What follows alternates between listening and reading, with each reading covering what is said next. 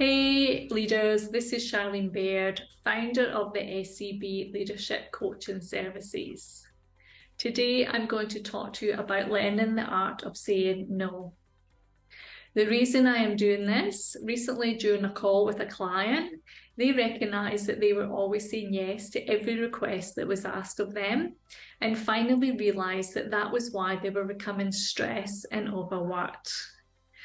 Now, I'm sure most of us can relate to this, especially if you are new to leadership, where there can be a tendency to want to impress the team, upper management, and the organisation. But to what expense? Saying yes to everything will lead to you being frustrated, irritable, and not to mention exhausted. Worst of all, you may feel the need to take work home, and that is a big mistake and bad habit to start. Not only can this affect your home and personal life for obvious reasons, but it could also potentially fray your relationship with your team members and also cause relationship issues amongst the team members themselves. This will definitely negatively impact teamwork and your service outcomes. And eventually it will lead to your poor health and burnout. So I would ask yourself, why are you saying yes? Now, there are many reasons for this. Could it be that you have doubt in yourself and your abilities and therefore have that dreaded imposter syndrome? Are you trying to please everyone? Can I just say that as a leader, you can't and will never please everyone. Trying to give everyone what they want will never work out, trust me. It will cause tension in the team. It will impact and disrupt the team working together. It will actually result in you and staff working contradictory to the policies that are in place. So instead of always saying yes, my recommendation is to get comfortable saying no and without feeling guilty about it. Being able to say no effectively is a key skill for your leadership success. First of all, before saying no, there are a few factors to consider. Now, gain all the information towards what is being asked of you and why. Be open to the request. Don't just instantly say no. You may want to reflect on how will the task benefit you, your team, or service objectives. Fully consider it, as it may be a task that will contribute to your skills and you may be able to compromise a solution. If you are saying no, you must give a reason towards why you are saying no. If it is a no towards a staff member's specific request, it's always good to refer to policies and procedures that are in place to support and validate why the request is not being approved, as well as providing any education towards the decision process, such as the impact it could have on the team, the staff members, if it's not within their training needs, etc. So some examples of scenarios that may require you to say no include: if a staff member has stated that they did not have their lunch break, so are requesting to finish their shift early without sufficient notice, it is fair to say no. And you could state, unfortunately, due to the service policy stating that we need to have X amount of staff on site for safety reasons, therefore I cannot approve today.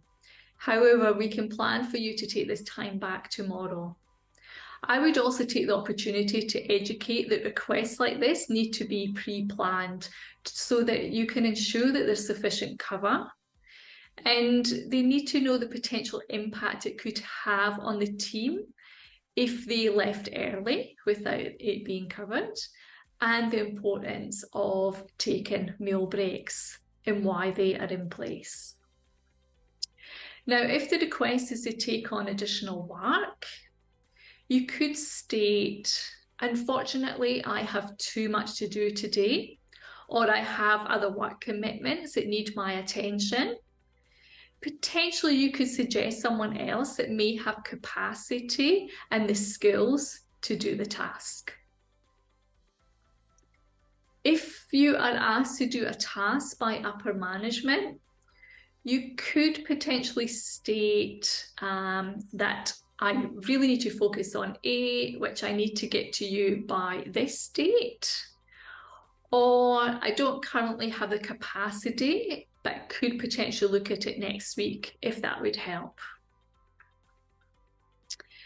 If staff are requiring your attention, let them know that you are busy, but offer to discuss this situation at another time that suits.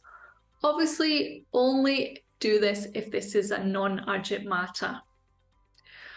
You could state, I'm not able to give you my full attention today due to a deadline I have to meet, but can we schedule it for tomorrow? If you do not have the skills to do the task that is being asked of you, be honest and state, I am not comfortable doing that task, but would be happy to assist following more training. Or I would be happy to support someone else who's more experienced in this area, and I can allocate time to do this from next week. So those are a few options that you could consider or practice saying. So let's go into why saying no is healthy for you as a leader. Well, it helps with your self-care. Setting boundaries can even help with building your confidence and self-esteem. It reflects positively towards your work ethic, such as showing that you value your time and you like to give tasks the attention they need. This will actually make other people respect you and your time. It may even get staff to think before they disturb you, and even better, they will start to present to you with meaningful requests only. Also, being able to confidently say no will empower you. It will give you the time to focus. It will enable you to establish healthy boundaries. It will help you to protect your priorities. It will help your relationship with others, including your team and upper management. Successful leaders do say no, so get comfortable saying no. Leave me a comment below if you can relate and if you are a yes person or tend to be a people pleaser. And think about what action can you do now to say no more often. This is Charlene Baird from SCB Leadership Coaching Services, asking you to gain the skills to become a pro in leadership and by taking action now. Thank you.